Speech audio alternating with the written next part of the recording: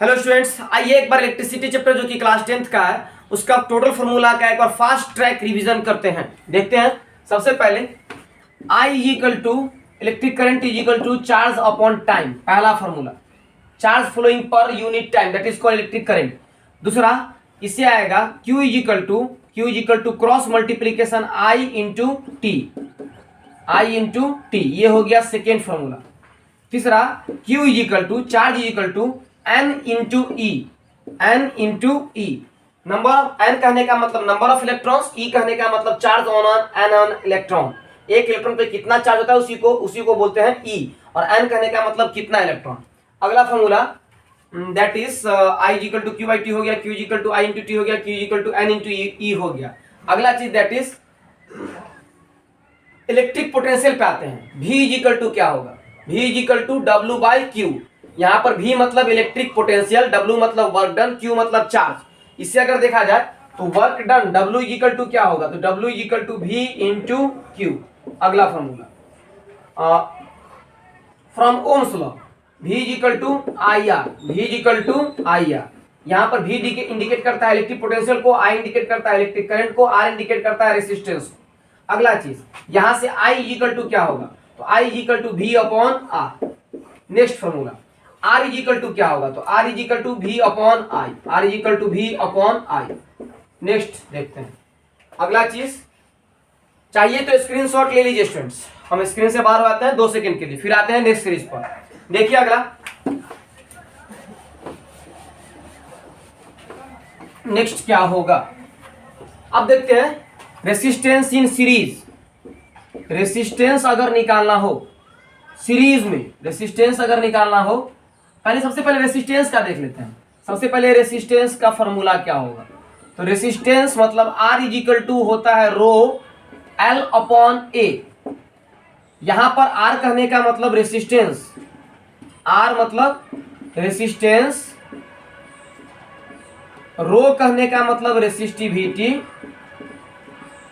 L कहने का मतलब length of the conductor, L कहने का मतलब लेंथ ऑफ द कंडक्टर, और A कहने का मतलब area of cross section of conductor, area of cross section of the conductor. आते हैं नेक्स्ट पर, दैट इज इसी फॉर्मूला से R is equal to rho L by A से। R मतलब रेसिस्टेंस, रो मतलब रेसिस्टिविटी, L मतलब लेंथ, A मतलब area of conductor, area of cross section of conductor. अगर पूछा जाए रेसिस्टिविटी इज इक्वल टू क्या होगा, रो इज इक्वल टू क्या होगा, तो रो मतलब रेसिस्टिविटी, रो मतलब रेसिस्टिविटी इज इक्वल टू क्या होगा, तो क्रॉस मल्टीप्लीकेशन कर दीजिए R into A upon L, तो rho is equal to R into A upon L.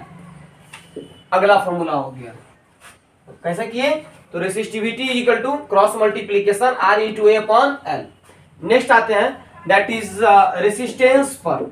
Resistance लेकिन इन सीरीज में, इक्विवेलेंट रेसिस्टेंस अगर निकालना हो सीरीज में, अगर रेसिस्टर लगा हुआ, रेसिस्टर अगर सीरीज में लगा हुआ हो तो रेसिस्टेंस कैसे निकालेंगे, उसके लिए फॉर्मूला है इक्विवेलेंट रेसिस्टेंस मतलब R total that is in series. अगर सीरीज में कनेक्शन हो तो कैसे निकालेंगे, तो R is equal to equivalent resistance is equal to R1 plus R2 plus R3।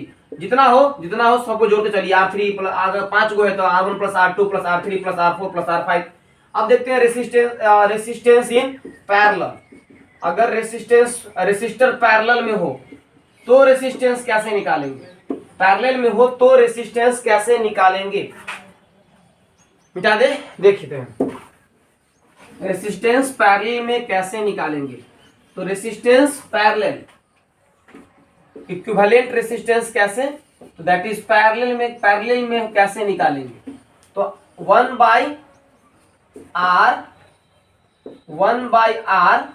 P कहने का मतलब पैरेलल, अगर पैरेलल में है तो इसका फॉर्मूला होता है 1 by R1 plus 1 by R2 plus 1 by R3, जितना है उतना जोड़ते चलिए plus dash dash dash dash L. Done. तो ये हो गया पैरेलल का रेसिस्टेंस निकालने का तरीका। अब आते हैं पावर के कंसेप्ट पर। पावर के कंसेप्ट पर आते हैं। देखिए पावर का क्या होगा, पावर इज इक्वल टू पढ़े होइएगा, पावर का डिफाइन कैसे क्या आता है, तो energy consumed per unit time, energy consumed per unit time is called power. कितना एनर्जी खर्च किए पर यूनिट टाइम में, दैट इज कॉल्ड पावर। तो इस हिसाब से देखा जाए पावर इज इक्वल टू क्या होगा, तो E by T, power is equal to energy consumed per unit time. ये हो गया पावर का फॉर्मूला, मतलब P is equal to E by T. Done. अब देखिए जितना एनर्जी खर्च होगा उतना ही काम होगा, जितना एनर्जी खर्च होगा उतना ही काम भी होगा।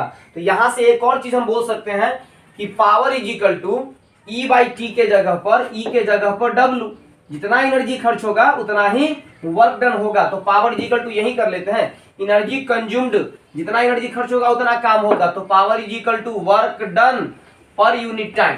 तो इससे क्या आ गया formula, P is equal to W by T. Done. अब देखते हैं अगला, दैट इज इस दोनों फॉर्मूला को एक साथ कर देते हैं, P is equal to E by T is equal to W by T. देखिए P is equal to power is equal to E by T, energy consume per unit time is equal to W by T. जो आपको मन हो वो बना लीजिए। अगला चीज, नेक्स्ट चीज, दैट इज जितना एनर्जी प्रोड्यूस होगा उतना ही हीट भी निकलेगा, जितना एनर्जी प्रोड्यूस होगा उतना ही हीट भी निकलेगा। तो यहां से हम बोल सकते हैं कि power is equal to energy consumed per unit time के जगह पर जितना एनर्जी खर्च होगा उतना ही हीट भी निकलेगा। तो power is equal to heat produced by time, जितना एनर्जी खर्च, इलेक्ट्रॉन जितना एनर्जी लेगा उतना ही मात्रा में वो इलेक्ट्रिकल एनर्जी को हीट एनर्जी में बदलेगा, उसका रेसिस्टेंस। देखिए तो यहां से एक फॉर्मूला हो सकता है, P is equal to power is equal to H upon T. H कहने का मतलब हीट, H कहने का मतलब हीट, और हमको पता है from Joule's law of heating, Joule's law of heating से, जूल्स लॉ ऑफ हीटिंग का फॉर्मूला क्या, H is equal to I square R T. H is equal to I square, heat produce कितना होगा उसके formula I square R T. I कहने का मतलब electric current, are कहने का मतलब रेसिस्टेंस, टी कहने का मतलब टाइम। तो यहां से अगर हम चाहें तो इस H के जगह पर ये हम वैल्यू डाल सकते हैं, तो डालते हैं। देखिए तो क्या हो जाएगा हम लोगों का formula, power is equal to P is equal to H के जगह पर I square R T by this T by T से टी कैंसिल, तो पावर का फॉर्मूला हो जाएगा एक हम लोगों को आई स्क्वायर आर। अभी तक हम लोगों ने पावर का 3-4 फॉर्मूला देख लिया। देखिए फिर से एक बार, P इज इक्वल टू सबसे पहले बताए energy consumed per unit time, that is E by T, ये हो गया पहला फॉर्मूला। फिर बताएं जितना एनर्जी खर्च होगा उतना ही वर्क डन होगा, तो W बाई टी। फिर बताएं power is equal to H by T, heat produced per unit time. फिर बताएं H के जगह पर आई स्क्वायर आर टी, तो P is equal to I square R T डालते हैं इसके जगह पे, तो टी से टी कैंसिल हो जाएगा, P is equal to I square are.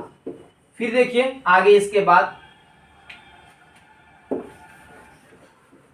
बाद क्या होगा, हम लोगों को पता है from Ohm's law V is equal to I R, तो R इज इक्वल टू क्या होगा, यहां से R is equal to V upon आई।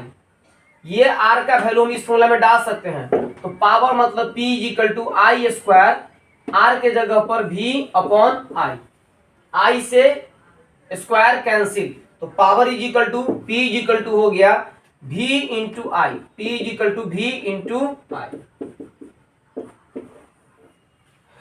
थोड़ा सा इंक डालना पड़ेगा, नहीं तो शायद आप लोगों को नहीं दिख रहा हो। डालते हैं, कमेंट करके स्टूडेंट्स जरूर बताइएगा कि आपको वीडियो कैसा लग रहा है। अगर वीडियो आपको पसंद है, अच्छा लगा, आपके लिए यूजफुल है, तो हमारे चैनल को लाइक कीजिए, सब्सक्राइब कीजिए और कमेंट जरूर कीजिएगा, क्योंकि आपका लाइक, आपका सब्सक्राइब, आपका कमेंट मेरे लिए मोटिवेशन का काम करता है। और अगर आप लोग जैसा बोलिएगा, जैसा कमेंट कीजिएगा, उस हिसाब से मैं जरूर काम करूंगा। ऐसा करूंगा जिससे कि आप लोग का एग्जाम, आप लोग का अच्छा एक फ्यूचर हो। देखते हैं स्टूडेंट्स आगे,